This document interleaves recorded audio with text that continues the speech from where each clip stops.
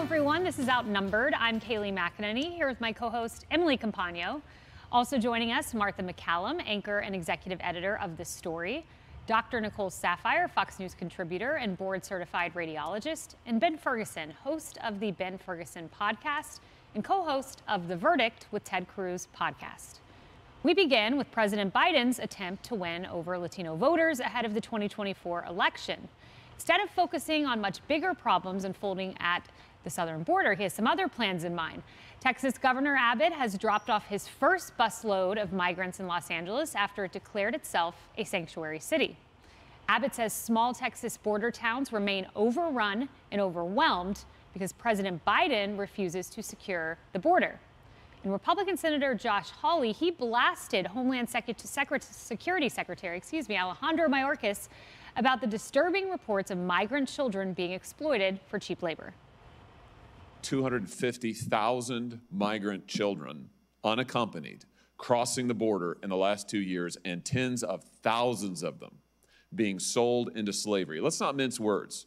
They've been sold into slavery.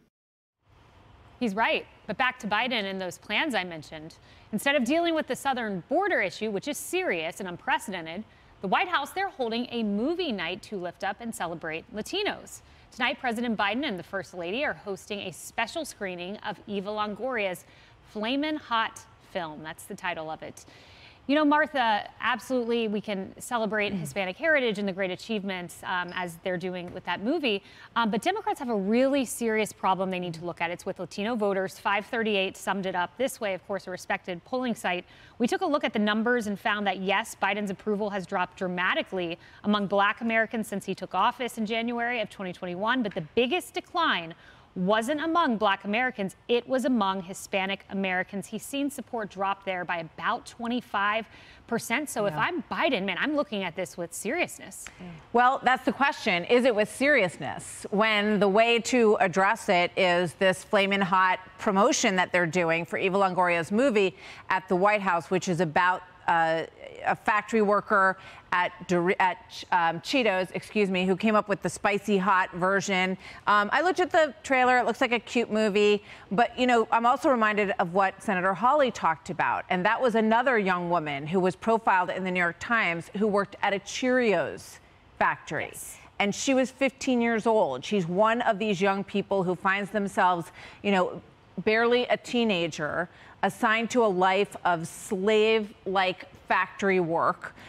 Tens of thousands of young people. I have interviewed people who work with these children. This is a real issue. You never hear a peep about it from the Biden administration. So it's the real life things that Latino families go through and that they see people from their home countries going through that really address what is going on and what their concerns are. So, you know, if the First Lady talks about, you know, what kind of taco are you, and the president plays, you know, Despacito on his cell phone, these things are, I think they're seen as sort of lightweight and not addressing the real issues. So I don't know if this is going to turn around a decade of deterioration of Latino support for President Biden and Democrats, Kaylee. I think that is spot on. And, you know, I've been saying for a while that Republicans, we need to come from a place of compassion on this issue. Yes, border security, so important, but lean in on the atrocities happening because of the lack of border policies.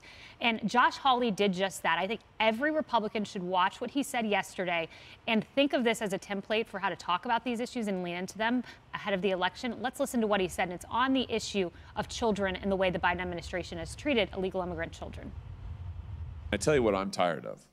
I've had Secretary Mayorkas sit in front of me in a different committee, the Homeland Security Committee, where I asked him at length about the outrage of 250,000 migrant children, unaccompanied, crossing the border in the last 2 years, and tens of thousands of them being sold into slavery. Let's not mince words. They've been sold into slavery. When kids are being put into factories, forced to work overnight, forced to work in terrible conditions, they're not getting paid, they're not going to school, sometimes they're not getting fed, that's slavery.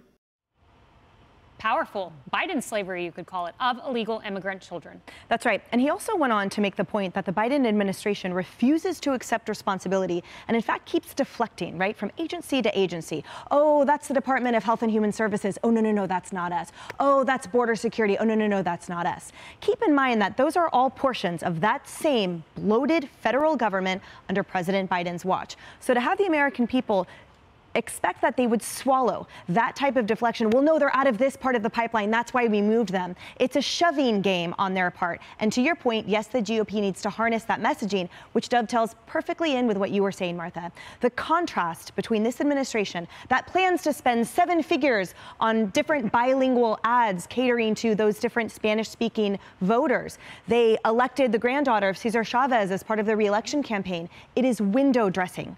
When you couple that with the horribly, frankly, racist comments that have come out of the mouths of the president and his wife, it is no wonder that the Latino population, which is an American population, feels patently offended at what is clearly just propped up performative activism on the part of the administration. Because if they really cared about Latinos, which means Americans, then they would care about the 250,000 migrant children that are being basically into slave labor. They would care about the missing and unaccounted for 65,000. And they would care about what every American cares about, which is the value of the dollar, the kitchen table issues, safety and security, education, the value of the pension that has now plummeted, all of those things that face Americans. So them harnessing, they say they were going to focus on Latino populations in Arizona and Pennsylvania and California. Well, they need to focus on the issues that would make all of the residents in all of those states feel secure and confident with this administration, which are the GOP issues. Yes, well, Ben, let's watch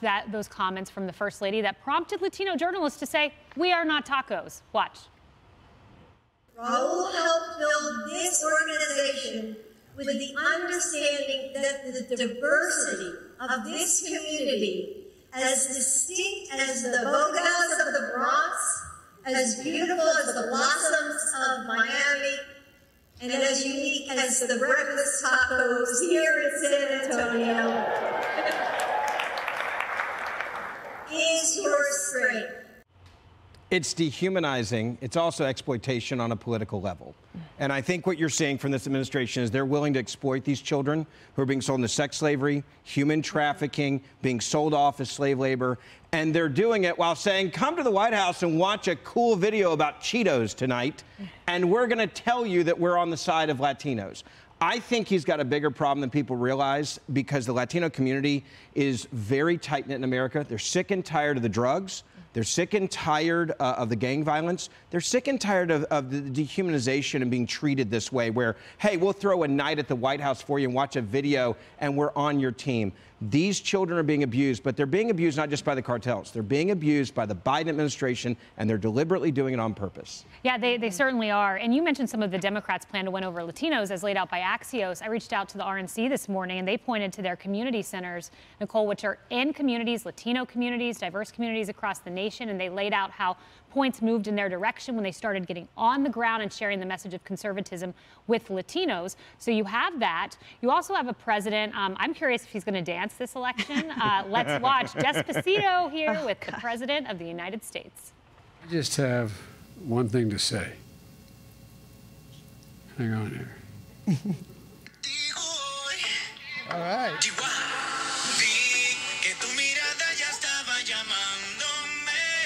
There you go. Dance a little bit, Joe. Come on. I'll tell you, my man. Love the song. I will say that. My kids love that song too. But let me, first of all, between the president and the first lady, they completely make a mockery of the entire Latin culture in some of these little things that they do. They get the laughs, sure, and they get some applause, but really it's an embarrassment. But the Biden campaign is very smart in the sense that they do have to focus on the Latin voters. At this point, they make up about 15% of voting Americans, and they are the fastest growing racial and ethnic group for the electorate. And Biden lost 10 points from Hillary Clinton in 2016 to 2020. And now his approval has already gone down since 2022 midterms from about 65 to, I think, 34%. So he is in trouble. But when it comes to Latin voters, the economy still remains the #1 issue. And yes, they had the child tax credits. They also had a lot of those COVID relief checks that helped the Democrats in the 2022 midterms. But now every American, not just Latin Americans, are feeling the economy right now. And so it's going to take more than a Spanish-speaking website, which had a whole bunch of errors when it published.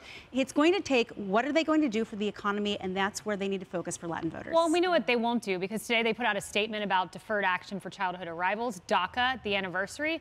Well, I seem to remember a former president, Trump, who offered temporary protection for DACA recipients in exchange for border wall funding, and they turned it down. I believe Kamala was a senator, so maybe Joe, go talk to Kamala today.